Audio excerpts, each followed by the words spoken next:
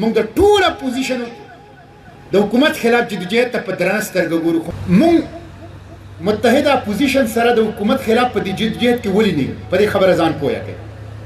دا ډېره بنیادي خبره ده. دوه وجوهات داسې دي دوه چې د هغې په وجه جماعت اسلامي خپل انتخابي احتجاجي تحریک ځان له چلی د متحده اپوزیشن پلیټ فارم او سټیج نه استعمالوي. هغه دوه وجوهات دا دي. لومبی د جماعت اسلامي مرکزي شورا دا فیصله کړې ده چې آینده څومره انتخابي سیاسي احتجاجي جدوجہد وي دا به د جماعت اسلامي په سټیج او په پلیټ فارم باندې وي. یوه وجه ده.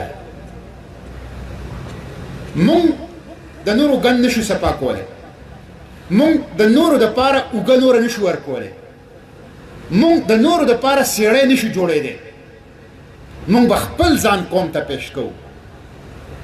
دا د جماعت د مرکزي شورا د ادارو فیصله ده چې سیاسي انتخابي احتجاجي جدوجہد به د جماعت د جنډې لاندې د جماعت په قیادت کې او د جماعت په سټیج او پلیټ فارم باندې به یو وجه ده. دویمه وجه دا ده چې دا اپوزیشن په خپله متحد هم نه دی او مخلص هم نه دی. او د هغې ړومبی مثال خو د صادق سنجراني چیرمن سینټ خلاف تحریک عدم اعتماد. موږ د حکومت خلاف وو ځکه چې دا حکومت د اسټیبلشمنټ په غېږ کې ناست دی. نااهله نالایقه دی. عوامو سره فراډ وکړه، دوکې وکړله، عوامو ته شدید تکالیف ورسوله. نو موږ د حکومت خلاف وو د صادق سنجراني په ووټ. خو اپوزیشن سره هم ملګري نه وو ځکه چې زموږ په دې اپوزیشن هم اعتبار نه یو مو په اعتبار نه او بل د کمې وجې نه چې دا اپوزیشن د حکومت باندې تنقید کوي چې کله دوی په حکومت کې هغه ټول کارونه په خپل هم کول. ټیکسونو والا بجټ IMF ته د پاکستان چابیانې والا کول، پروټوکول کلچر، کرپشن، هندوستان دوستی، دا ټول کارونه دوی په خپلو حکومتونو کې کړي دي. نو موږ ورته وایو چې اول نه په هغې معافي وغواړئ، اعلان وکړئ چې بیا به دا نه کوو. بیا موږ په دې سوچ کولی شو چې تاسو سره په یو ځای جدوجہد وکړو.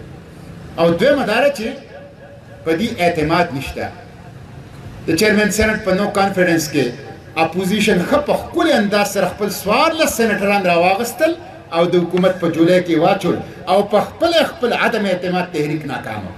او دا د ټولو پارټو لیډرانو او سینټرانو ته هم پته ده چې هغه 14 څوک دي او هغه ورسره اوس هم په صفونو کې ناست دي او په هر مجلس کې او په هر میټینګ کې ورسره شریک دي. نو دا خو ستا په رضا بیا شوي دي. که ستا په رضا نه شوي نو قوم ته هغه 14 وښیه او د پارټۍ نه هغه 14 وباسه.